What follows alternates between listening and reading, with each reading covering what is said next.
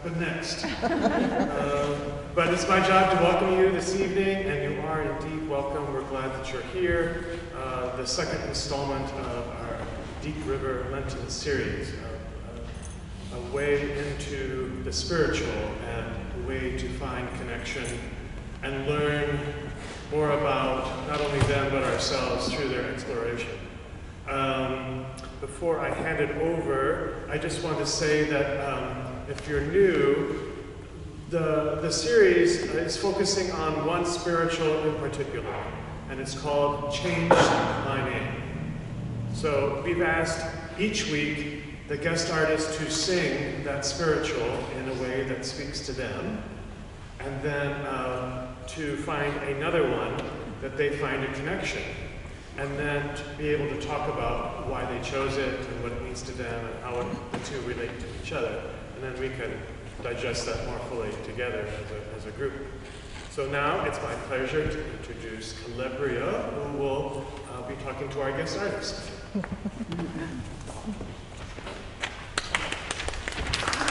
Oh, thank you. I didn't expect such ravenous applause.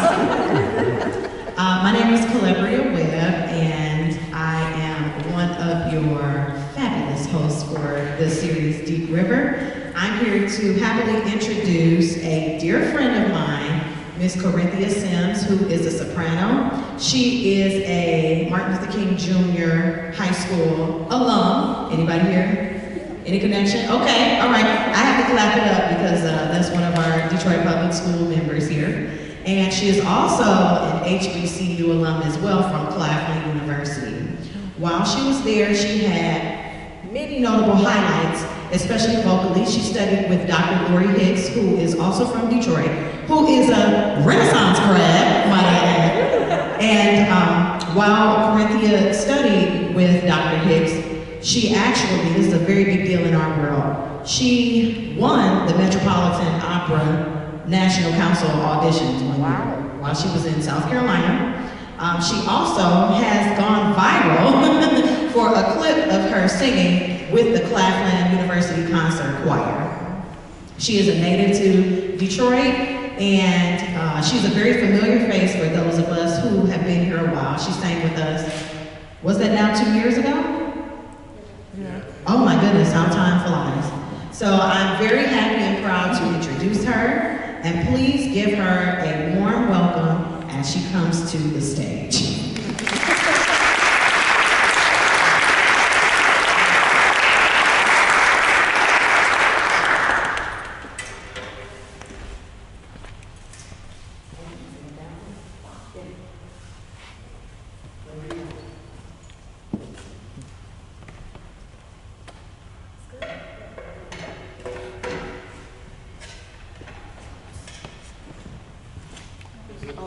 Be careful, microphone's on. Oh no, you're fine.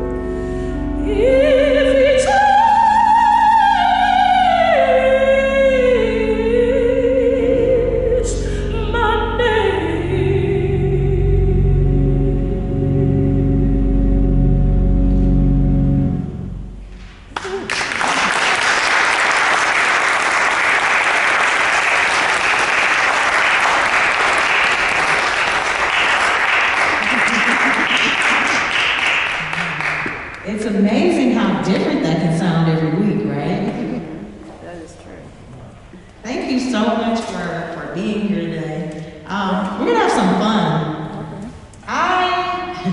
I know something you all don't know, and you all in the camera, but you're gonna find out what I know in just a minute. Tell us a little bit about the first selection, Guide My Feet, arranged by Brandon Spencer. Yeah, sure. First of all, thank you so much for having me today. I truly appreciate that. Thank you for inviting me. Happy New Year. Glad to see you guys' faces.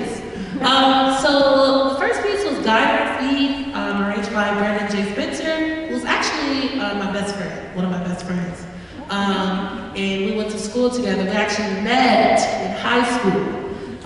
We were in a competition together and I beat him. But Brandon, don't get mad at me. But yes, so we met in high school and he's been writing music for a long time now. Great composer, great arranger. And I chose this piece because I feel like more young composers need more exposure. We need to know more about the music that they are writing.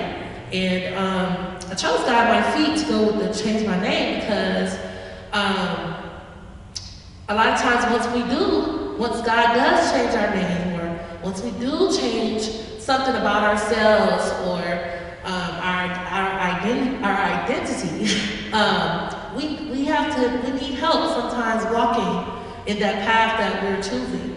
And for me, lately I've been like on this health and fitness journey, right? And I've been losing some friends, I've been losing it's just been a lot going on, right? Because I changed some ways for myself, like I've been getting more into learning about Corinthia and focusing more on her. And during this journey, I've been praying and I'm like asking God, I'm like, please help me during this time. It's a little rough. It's like happy moments, it is my happy place. But at the same time, I still need guidance. I still need to know what to do in these different situations. How do I handle a relationship falling apart because I'm trying to, take care of myself? And so with me trying to become this different person, not different person, but someone who's making better decisions for themselves, I'm changing the person that I am. I'm changing different ways about myself. I'm actually starting to talk about changing my name, right? But they both go together. And so I chose Guide My Feet for that reason, because we need guidance along the way. You can't just change out of nowhere. You need to have some type of guidance to change, right? I'm not just gonna get up and start running. Somebody must have told me, hey, maybe you should do some running. Maybe you should walk a little bit first. You know what I'm saying? So I chose Guide My Feet for that reason. And again, Brandon Spencer, great composer, young composer, same age as me, we're pretty young.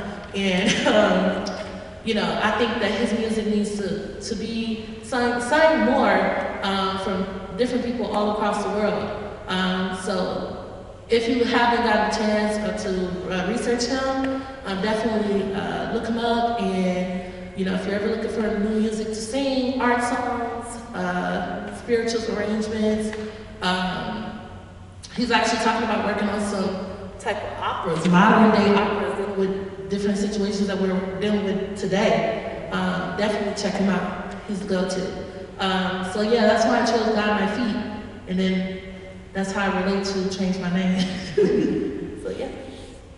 I can get that. I can get that. Different circumstances, but similar ideals. You do need guidance. You do need guidance. Yeah. And once you kind of lock in here, you're locked. Mm-hmm. So yeah, I just want to go back to you and Brandon went to Claflin together.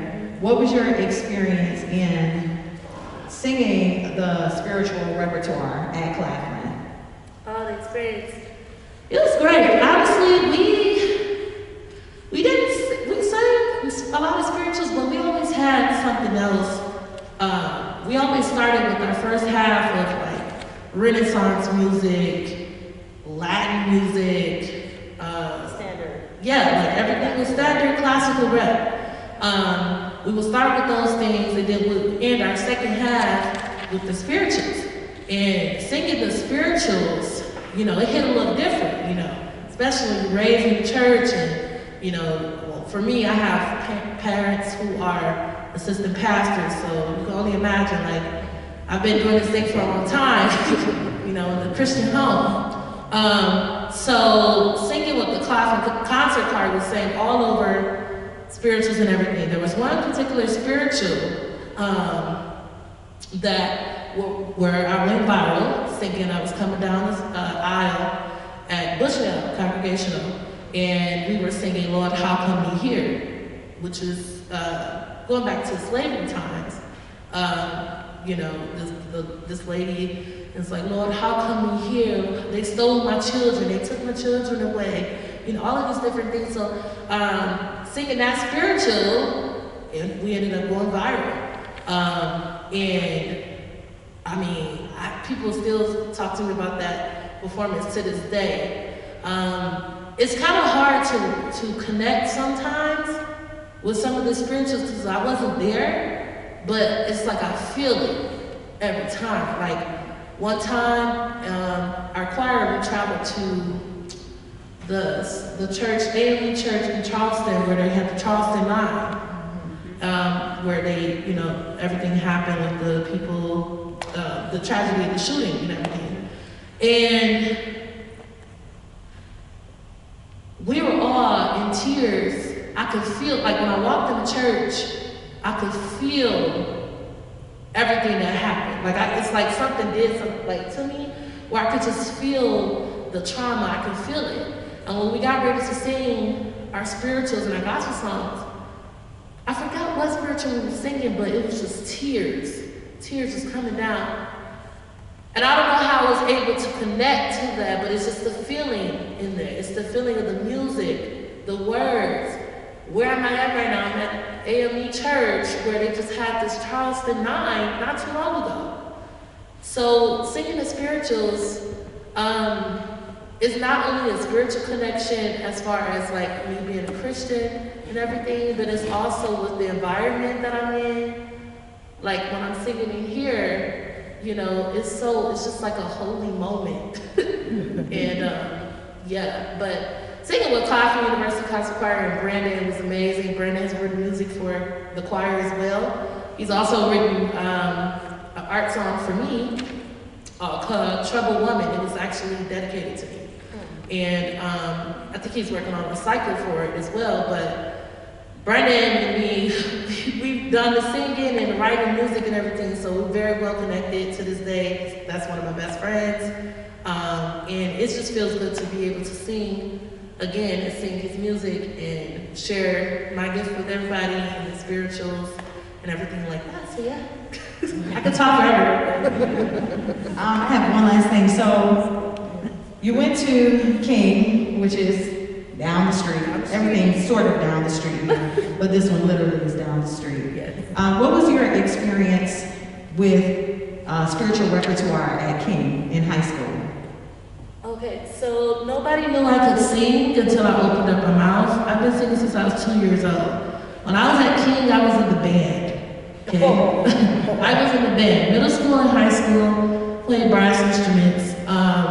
And so it wasn't until my 11th grade year where I decided to get into the concert choir. And I was actually with Miss Gold Livingston. I don't know if anybody know her, but she was my director then. Singing the spirituals there. I remember singing Poor Man Lazarus. I remember singing All My Trials. There was a couple of other Witness, Will Be a Witness for My Lord, if we sing that.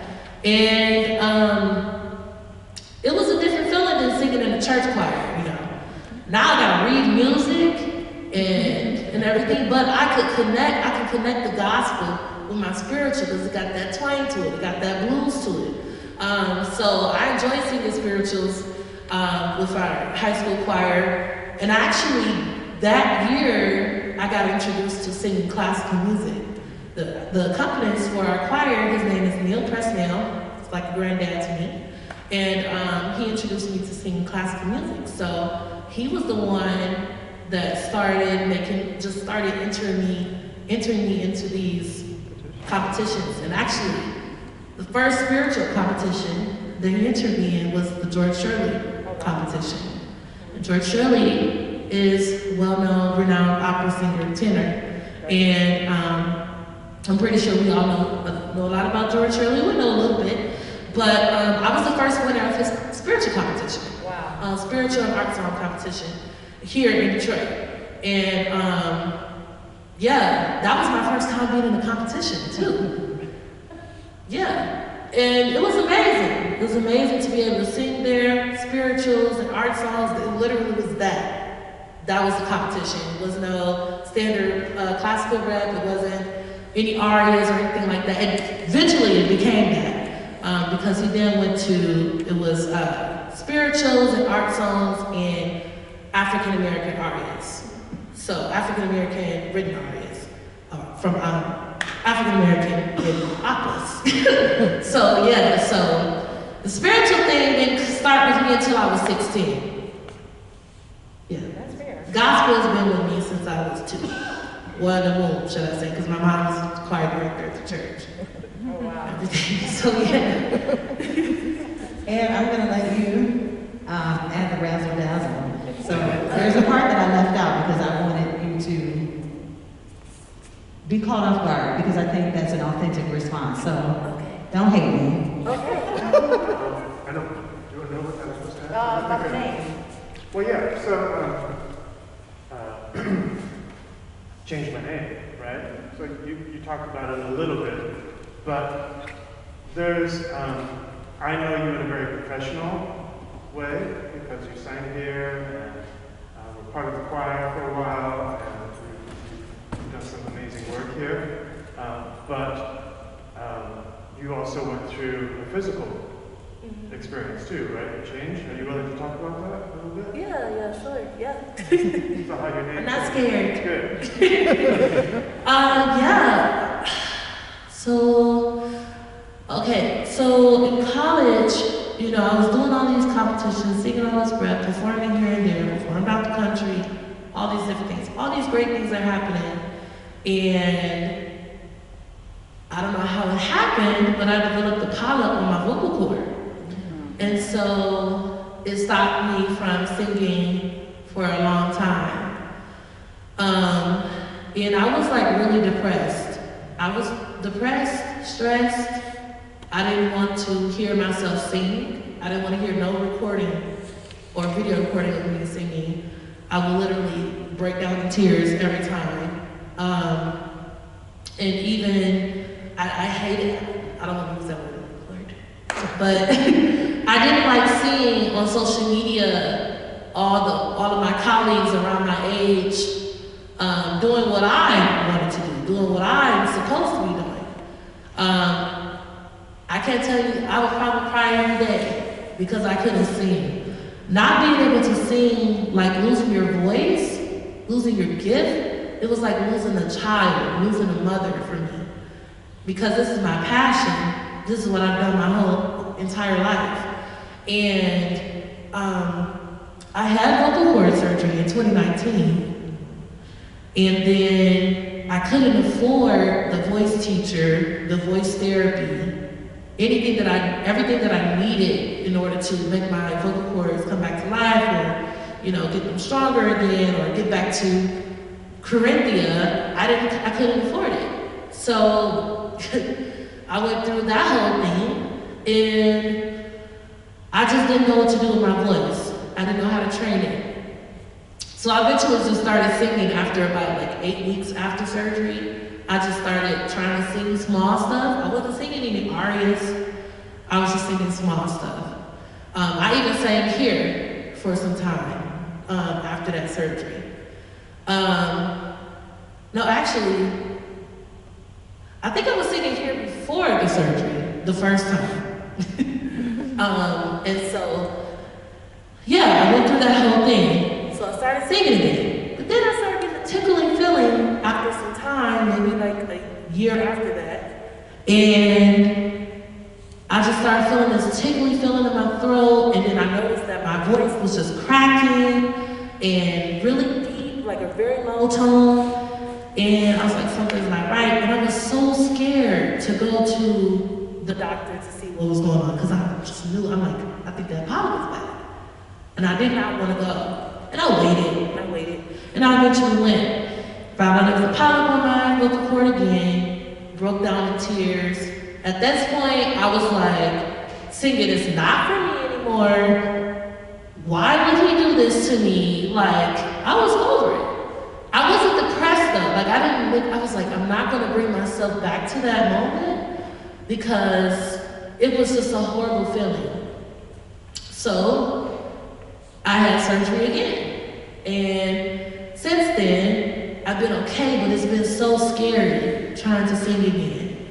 And I recently I really waited a while before singing again, like a couple of months. It wasn't a few weeks like the last time. But the great thing about this time is I was able to afford the voice therapy, being able to afford the voice teacher.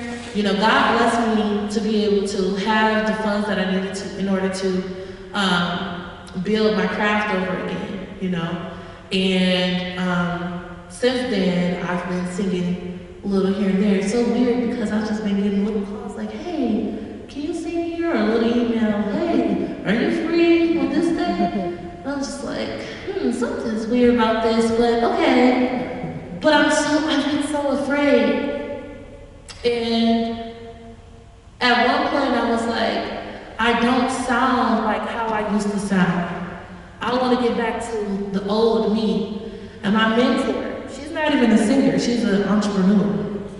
My mentor said to me, Corinthia, stop trying to get back to the old Corinthia and embrace the new Corinthia. And once you start doing that, it's just new things are gonna happen. You're gonna have to figure out a new way to approach these notes.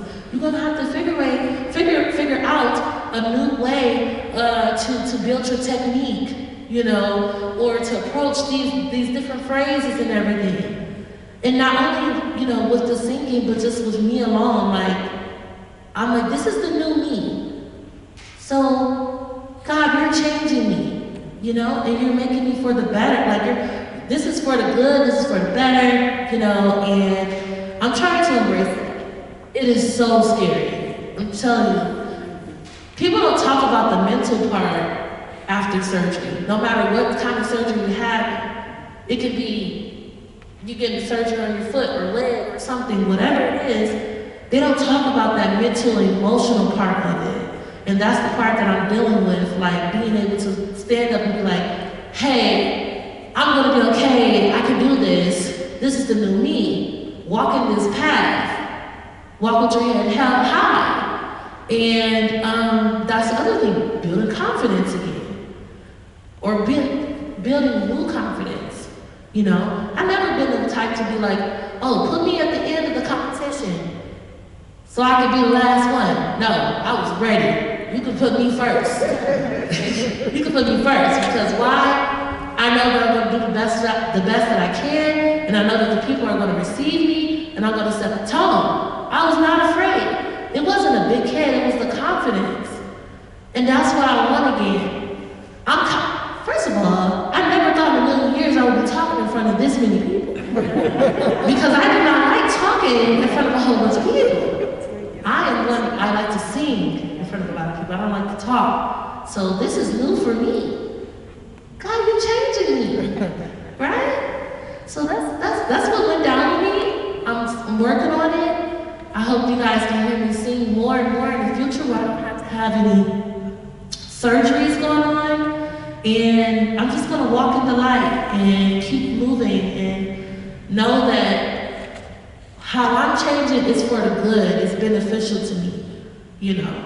And again, I thank you so much for allowing me to perform today and talk about this, because I don't be talking to people about this. So I was put on the spot. So thank you.